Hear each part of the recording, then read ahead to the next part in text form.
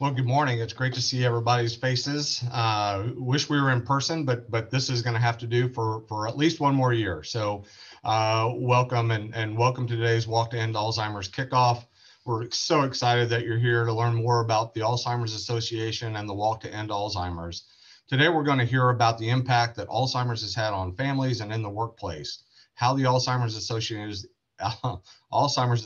is here to help, and how you and your company can join the fight against Alzheimer's and by the way of the Walk to End Alzheimer's. My name is Mark McFatridge. I'm the Executive Director for the Old National Bank Center for Business Excellence at Butler University.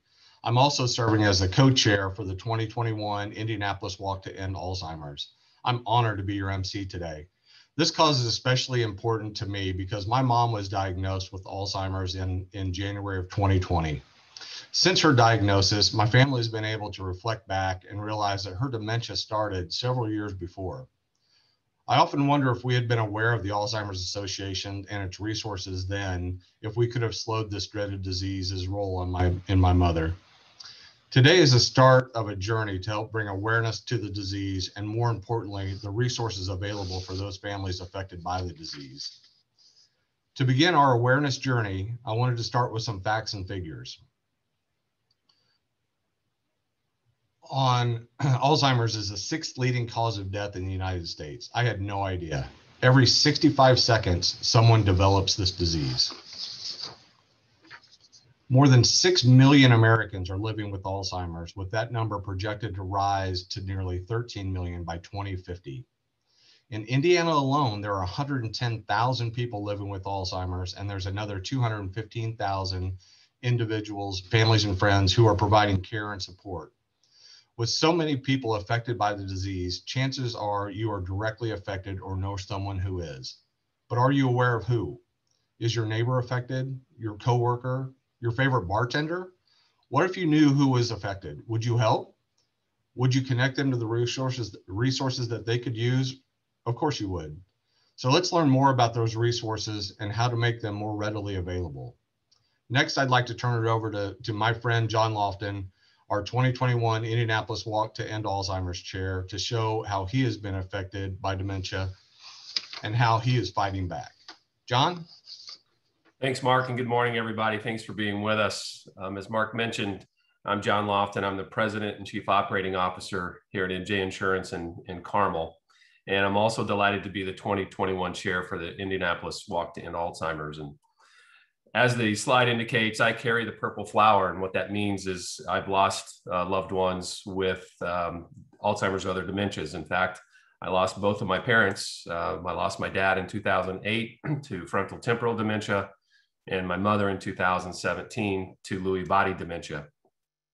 And so that's clearly a catalyst for me in getting involved. And like Mark, I had no idea that the Alzheimer's Association even existed or that it had anything to do with the types of dementia that my parents both had.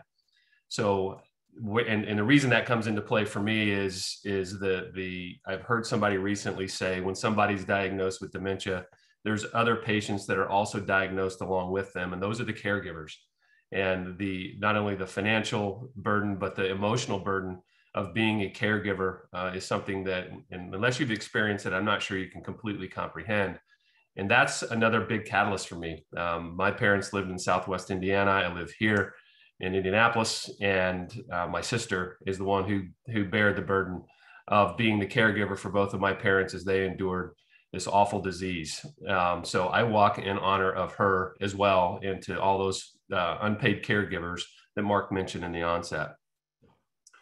So once I became aware of the Alzheimer's Association, which a dear friend of mine introduced me just last year, so sitting where you're sitting right now, just last year to the Alzheimer's Association, where I became more aware of the resources that it not only provides for the patient, but the family as well, and the caregivers that are in so desperate need of direction. And as a result of sitting here, all I did was simply dedicate a team from MJ Insurance to get involved in the walk.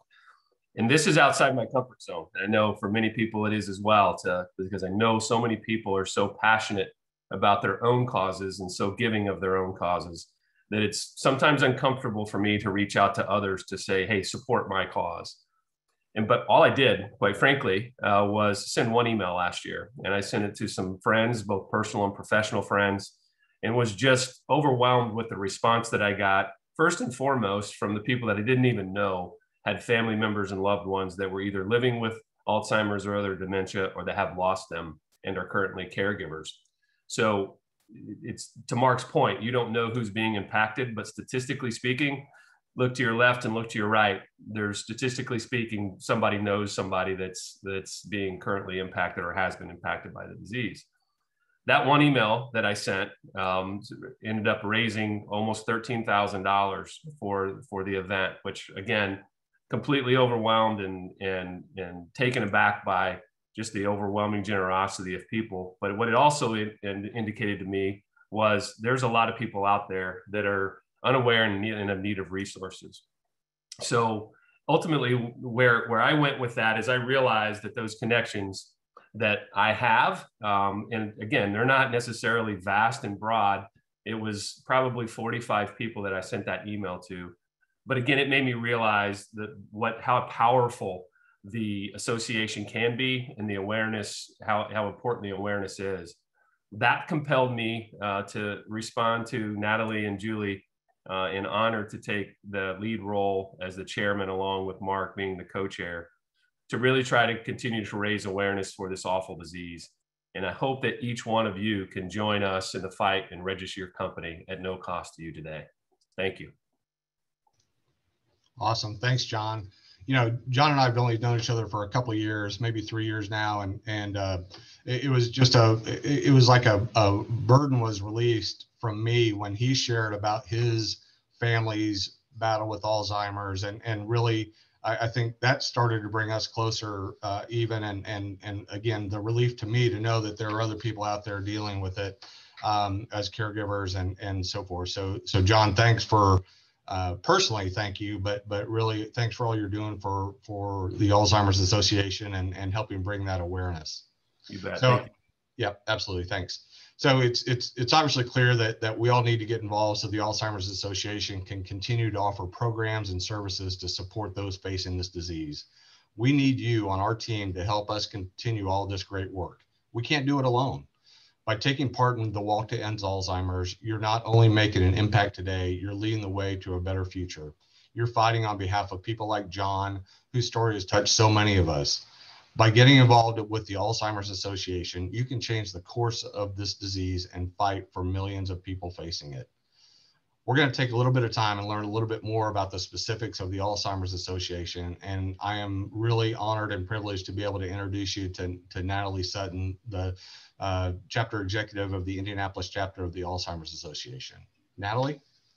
Good morning, everyone. I want to thank you for being here and want to thank all of our incredible volunteer speakers today who put their time and energy behind this mission and this cause. Like many of you, I joined the association as a staff member because of a personal connection. I carry a purple flower in memory of my grandpa, Don. He had the best smile, he had the best jokes, and he was one of the hardest working people I've ever known. And he had vascular dementia for the last few years of his life. And not only do I carry the purple flower in his memory, but I do what I do in honor of my grandmother who cared for him 24/7 at the end of his life. And I saw firsthand the effect that his dementia had on my grandmother, on my dad and his siblings, and on our entire family. So I'm excited to share with you a little bit this morning about what the Alzheimer's Association does. You can go to the next slide. Our ultimate vision is a world without Alzheimer's and all other dementia. And we lead the way to this vision through accelerating global research, driving risk reduction and early detection, and maximizing care and support, quality care and support for all who are affected.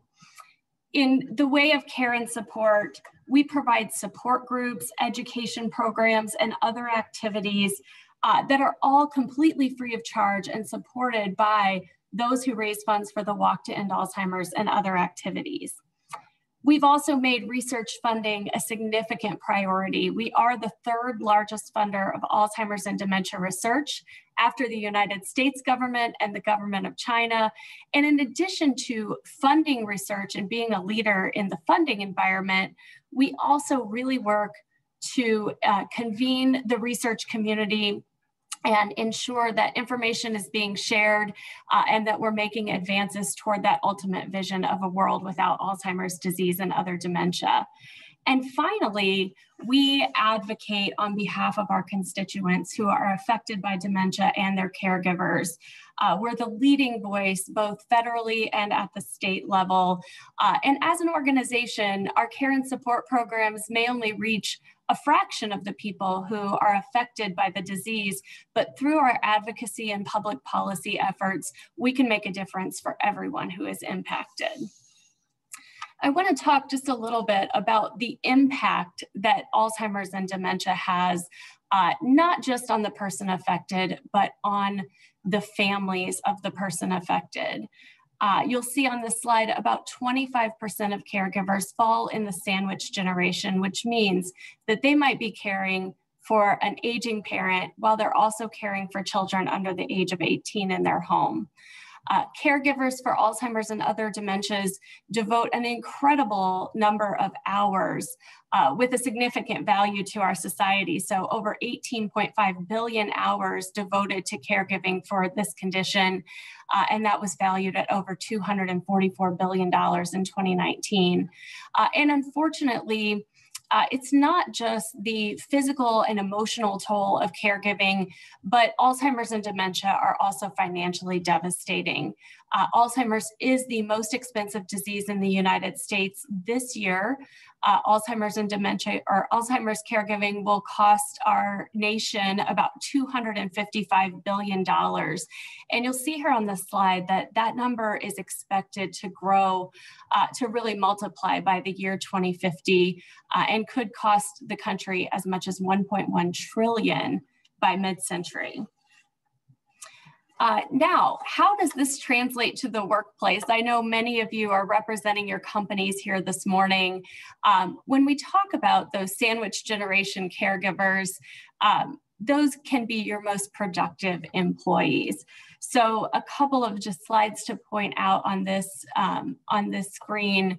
1 in 6 of your employees are potentially providing some level of care for a family member or a friend.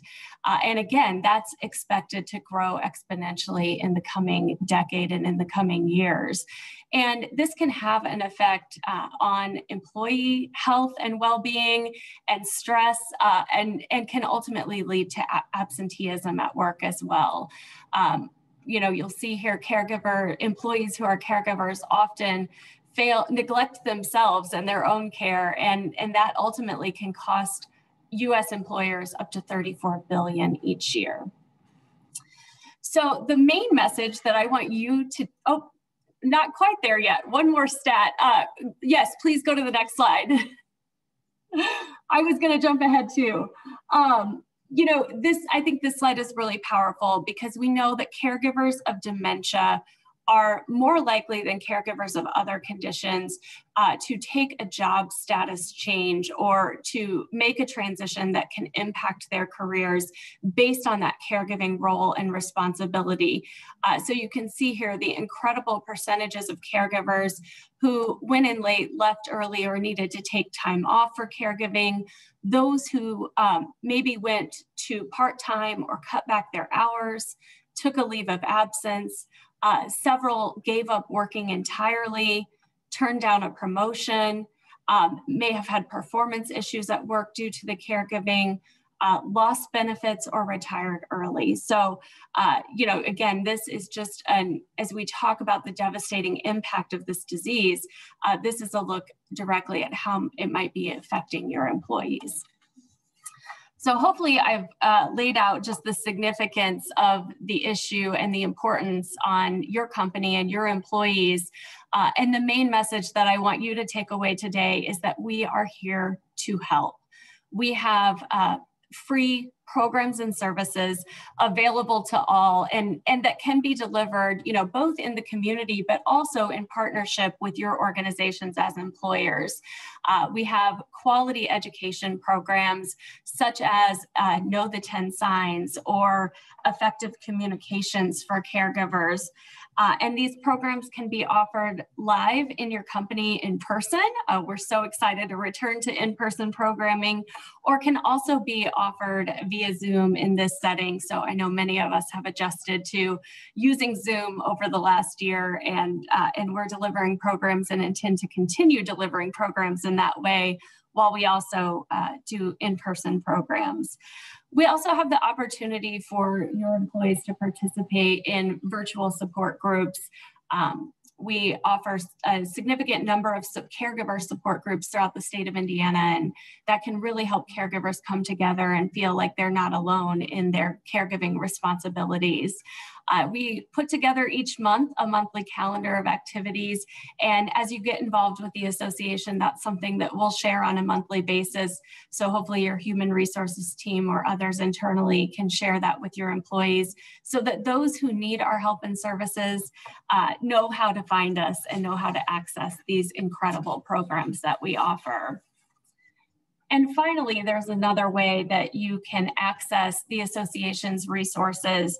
We have a 24/7 helpline. You'll see the number on your screen, 800-272-3900, as well as our website at alz.org. And these resources are just a wealth of information. The helpline, again, around the clock. So if it's 2 in the morning and a caregiver is struggling with a loved one who isn't wanting to sleep or is wandering, the helpline is there for those emergent situations, but also there to answer any question, big or small, about the disease, and to help caregivers make an action plan with an issue that they may be struggling with. So we have an evidence base to this helpline, and know that one call to the helpline can make an incredible difference in someone's journey as a caregiver. And so I hope that you've enjoyed learning about these resources. I hope that you'll take advantage of the resources and share them with your teams and your network. And I'm going to turn it back over to Mark. Natalie, thank you so much. I'm blown away every time I hear those facts and figures, and it's just astounding the effect that it has on people and businesses.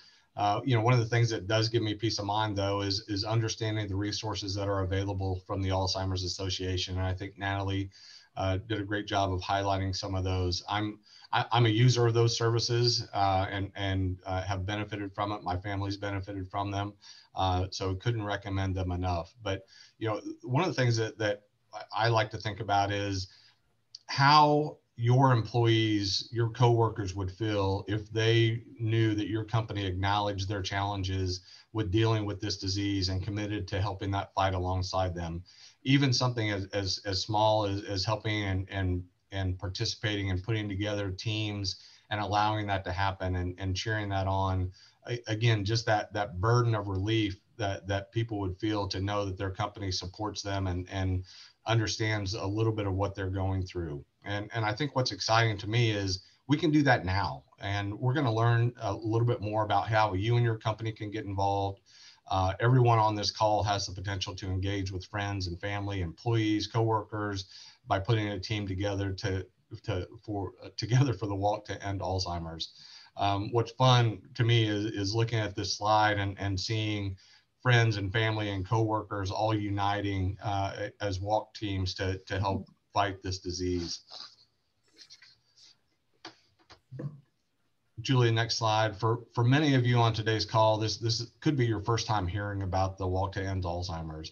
This is a national event, and not only takes place in Indianapolis, but in adjacent towns all across the United States.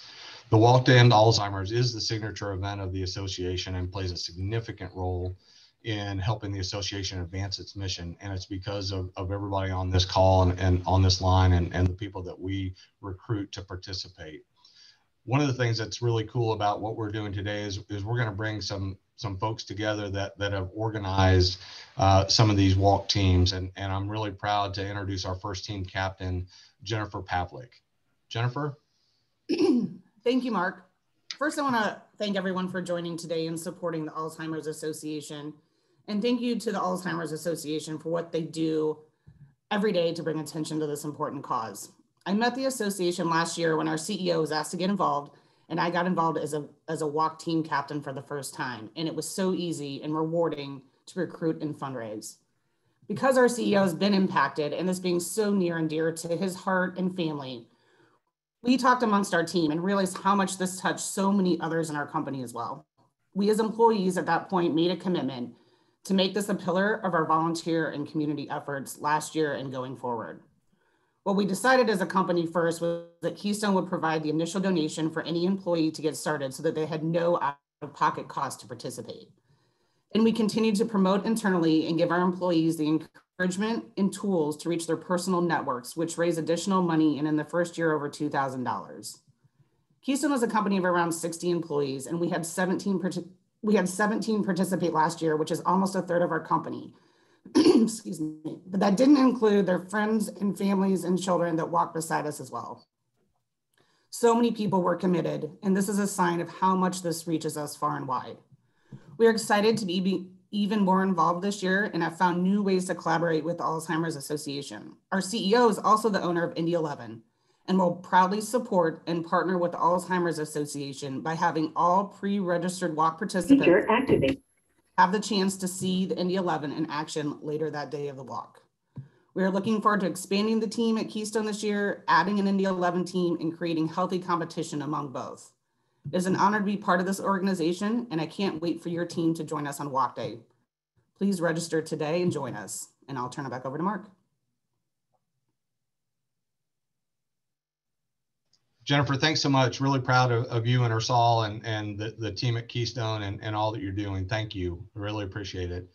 Want to talk a little bit about the actual walk and the walk here in Indianapolis, and really excited about the 2021 and walk this year. It's going to be held on Saturday, October 2nd, which just so you know, that's my birthday. So, I mean, I'll certainly accept gifts, but I would really rather you all sign up a team and help us get closer to our goals. So, and we'll talk a little bit more about that here in a second, but excited to do it on October 2nd. We're going to do it at IUPUI's Carroll Stadium, start out early in the morning and have the opening ceremonies and then end the day with an Indy 11 game at that stadium.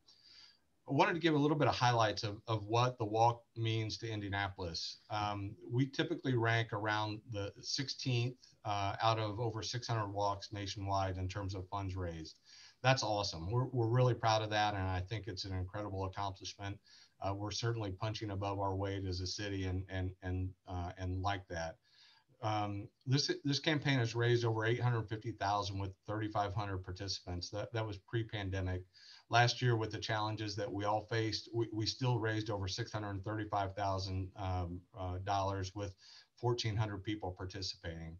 All those are great, but we think 2021 has the opportunity to really help us move up and move up in the ranks of that. And we are, as a group, we feel that we can raise $1 million for the first time.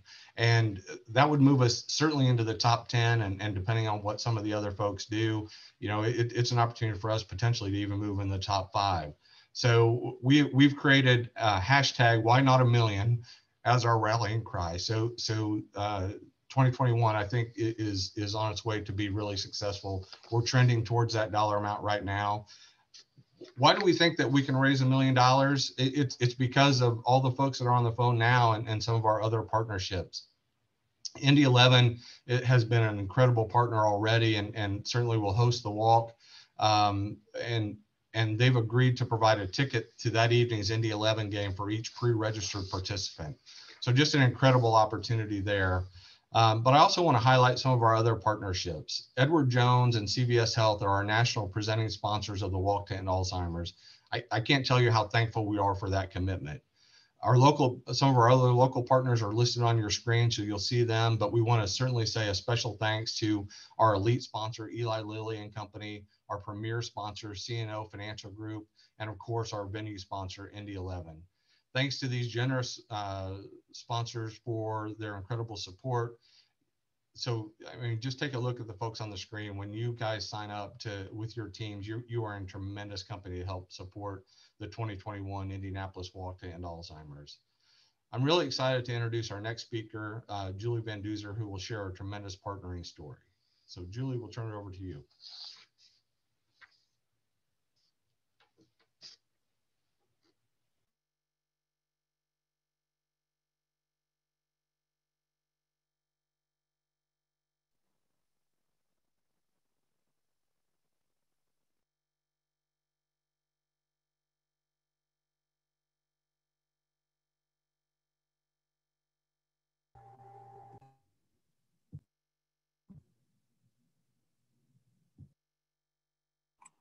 Sorry, give me 1 second to fix the sound.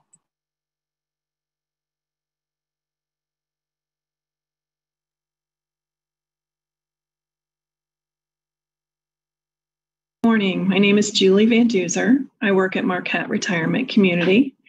I am proud to talk to you today about our relationship with the Walk to End Alzheimer's.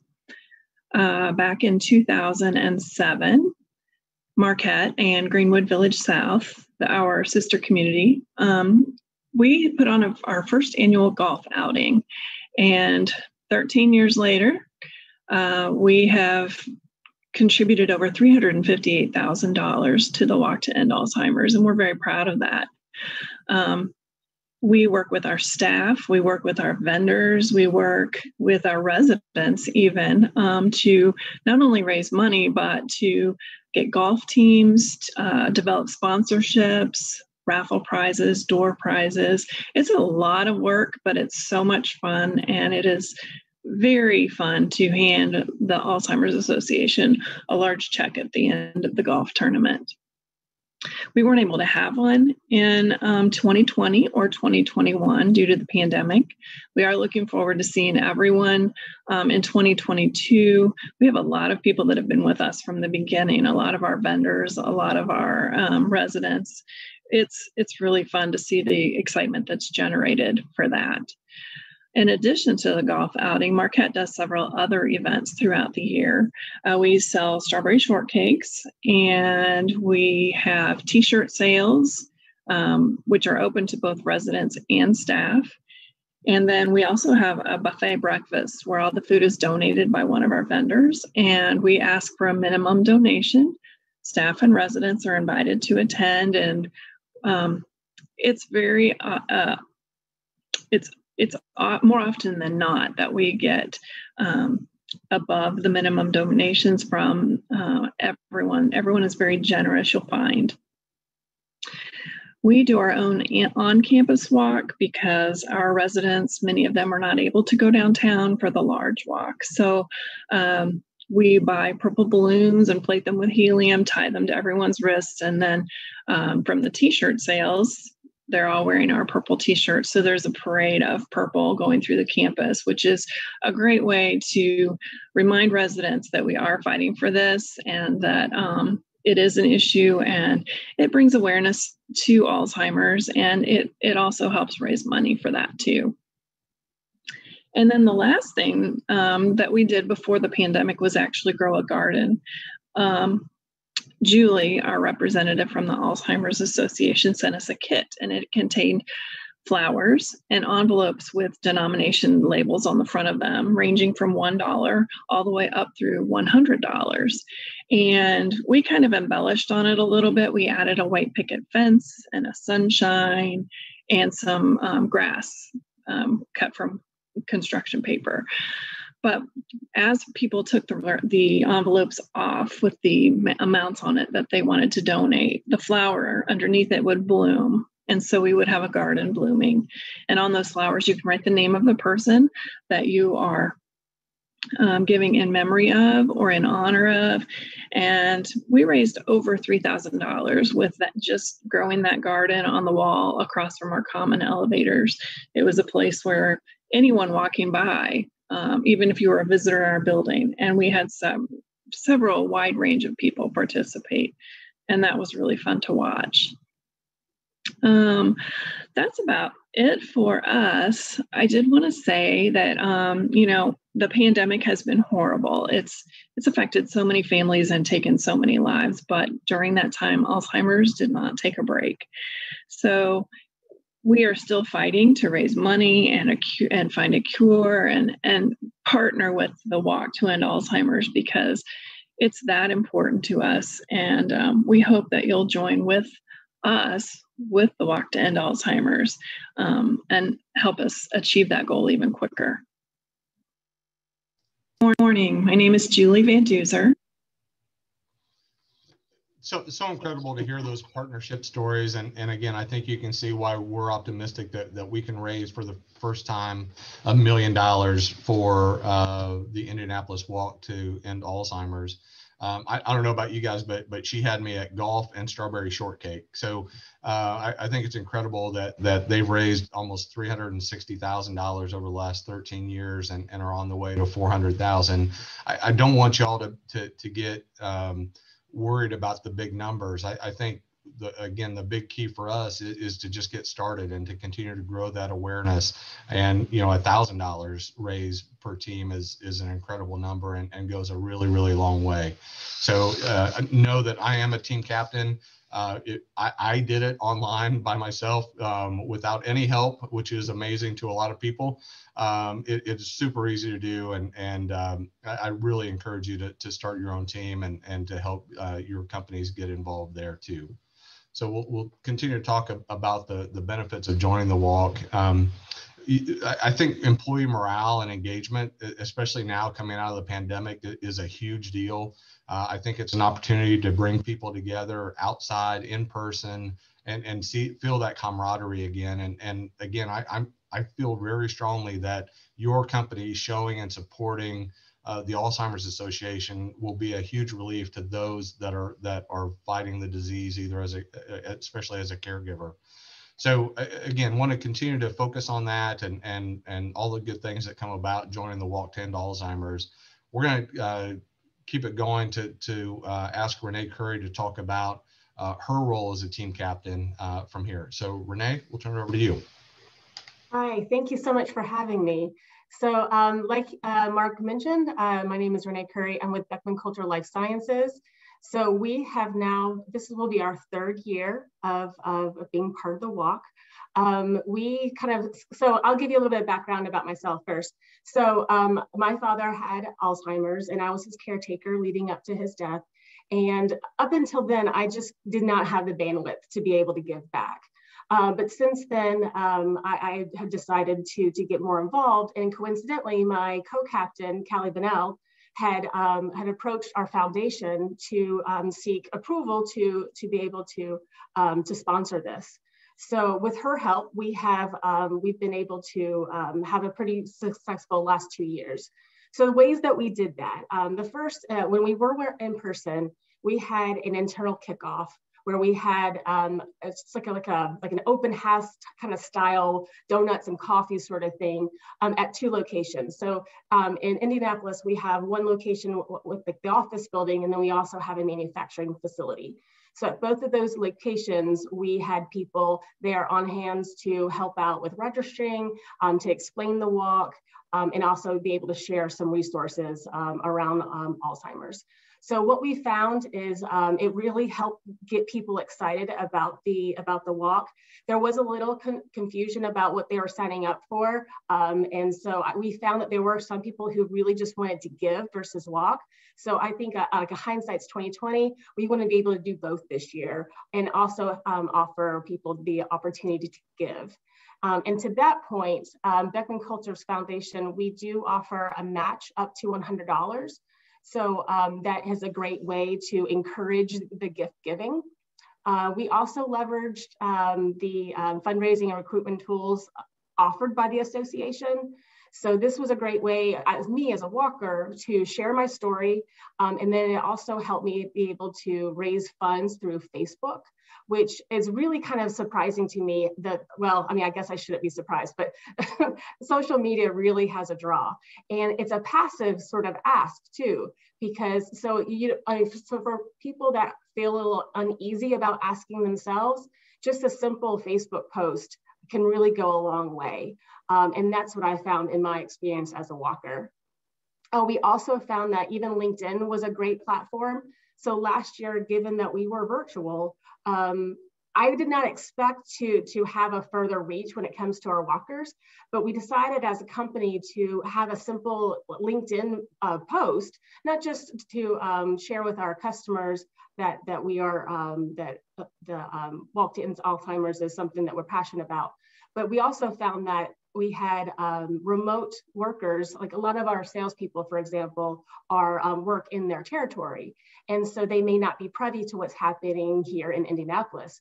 Well, what we found is that multiple salespeople around well, I would say globe, but we actually had some people over in Australia join in with our walk. But what I'm getting at is that this isn't just something that is Indianapolis only. We want to be able to open up our walk to our associates around the globe. And so I think we're going to be doing more of that and hitting home that you don't have to be present. You can still do this remotely. Last but not least, we were able to it's all about communication.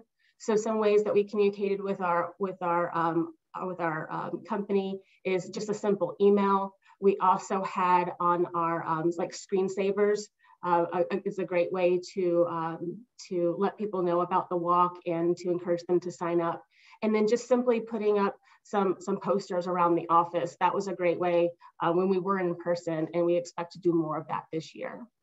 And let's see if there's anything else. I think that might be about it. But I think we've had a lot of great ideas, and so I don't want you to get overwhelmed with everything. Just as a team captain, we kind of choose a handful of things to try to really do well, because it really is just getting started. So we're really looking forward to seeing you all again in the fall, yeah, go out there and recruit walkers and fundraise. So just give it start the day. Awesome. Renee, that's an incredible story. Really appreciate it. And I mean, your message is dead on, right? It's just get started. It doesn't have to be elaborate. It doesn't have to be, anything special. It's just getting started and helping bring that awareness. So thank you again for sharing Beckman Coulter's dedication to the walk and that type of thing. Really appreciate all of our companies that have talked about their involvement and how they got involved and what they do and why they do what they do around the single cause of the Alzheimer's Association. One of the things that I think goes a little bit unheralded is that acknowledgement or the understanding of when you partner with the walk campaign, it gives your company access to a true turnkey team building activity. The Alzheimer's team, especially the folks on the phone, Julie and Morgan and Natalie, have been incredible to provide resources that you can utilize to help rally your troops to around this disease and the walk itself. Again, as we're all kind of coming out of the pandemic and we've spent way too much time at home and way too much time inside on Zoom, this is an incredible opportunity to get together and build that team camaraderie that we all had before the pandemic hit, and again, to be outside on what really should be a national holiday, October 2nd, will be incredible. But again, I think being together and demonstrating the support that your company shows for those folks. So, Julie, again, let's go to the next slide, and we'll start to wrap this up. For me, this is really where it all starts and where it all begins. We all have the ability on this call to accomplish great things starting today. We can bring awareness to the fight against this dreaded disease. Don't get me wrong. If you wrote $1 million check today, we would love it. We would take it. I can even do it electronically, I think, and deposit it. So we would take it, but we really want to be true to who we are. And our true superpower on this call is the ability to draw awareness to this disease. And as importantly, the resources that are available as your as support for your coworkers, your neighbors, your cousins, and yes, even your favorite bartender in their fight against Alzheimer's. So today you can start your team by going to alz.org/Indianapolis and start your team. You can see that on there.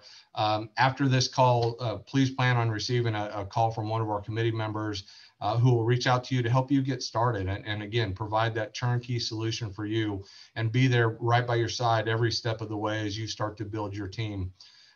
Again, the awareness thing, I can't speak enough about it, but awareness will bring participants and participants bring dollars. And again, why not $1 million? That's what we're striving for in Indianapolis for this walk. And it starts with that awareness and that commitment to building a team.